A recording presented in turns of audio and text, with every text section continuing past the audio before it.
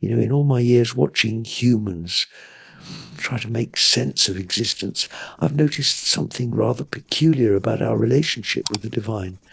We're like children playing an eternal game of telephone, where the message keeps getting more elaborate with each passing generation. Take Abraham's famous divine dinner party, for instance.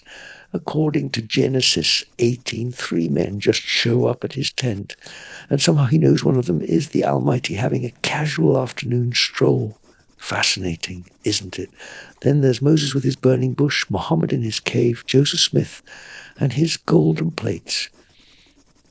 Always these incredible private experiences that we're just supposed to take their word for. You know what keeps me up at night, besides my neighbour's questionably legal rooster? The fact that we're all supposedly being punished for Adam and Eve's produce-related mishap in Eden. Now, I've raised 4 children, and let me tell you, I've never once punished my youngest for the cookie jar raids of my eldest. Yet here we are, all of humanity, metaphysical juveniles, doing eternal detention for someone else's snack choice.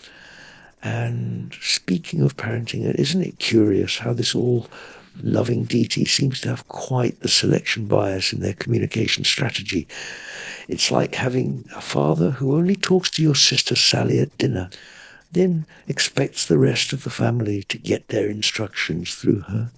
And when Jimmy interprets Sally's message differently from Jane, well, that's how you get religious schisms.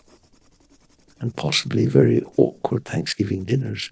The Bible itself, now there's a puzzle worth pondering. We've got talking snakes, floating zoos, and a man living inside a fish. Who decides which parts are metaphorical and which are historical accounts? Was John as well a literal marine mammal, or was it a metaphor for transformation?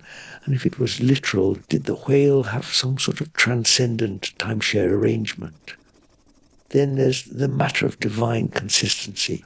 In the Old Testament, God's apparently destroying cities and turning people into salt.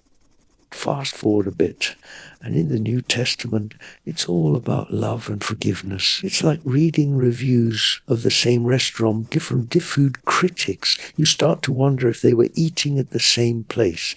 The Council of Nicaea in 3025 CE, now there's a historical head-scratcher, a bunch of bishops getting together to vote on what's divine truth. Imagine that voting on reality, it's like having a committee meeting to decide if gravity exists.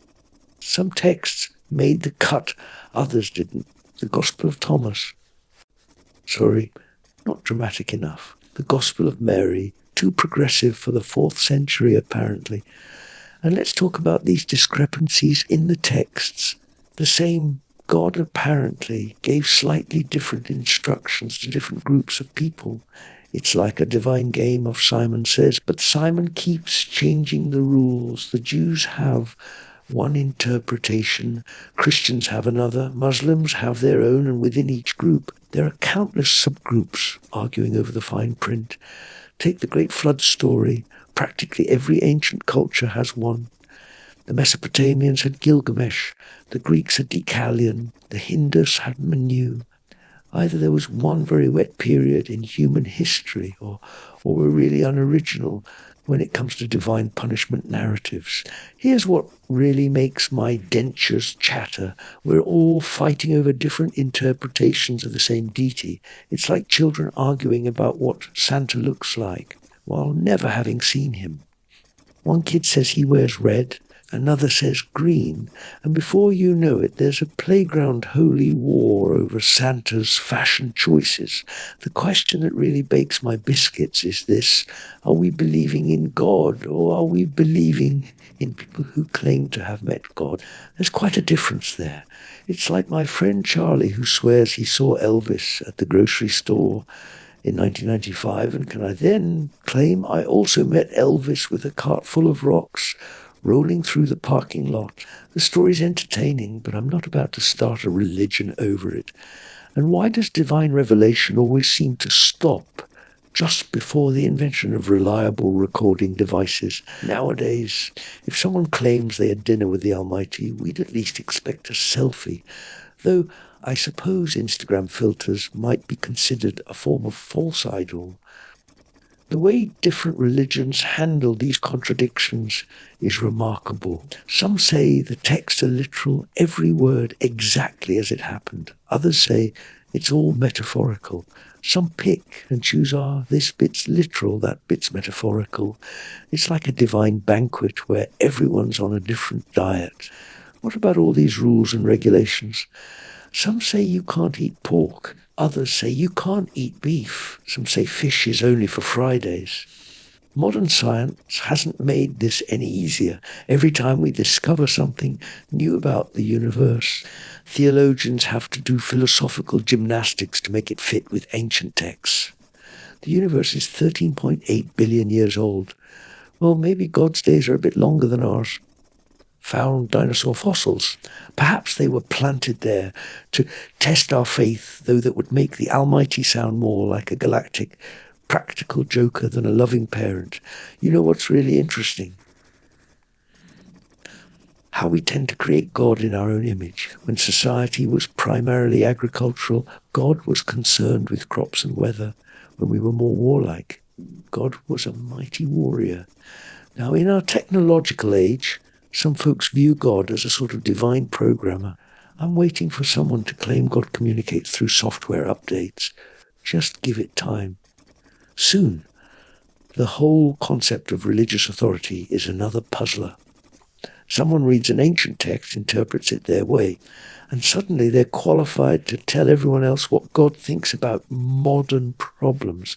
It's like trying to use an ancient Greek cookbook to review a modern fusion restaurant. But here's the real kicker. What if we're all just extras in someone else's spiritual journey? What if we're all just NPCs in somebody else's divine quest? That thought usually hits me around 3 a.m., right between wondering if my cat judges my life choices and if I remember to turn off the oven. The thing about divine communication is that it's remarkably one-sided.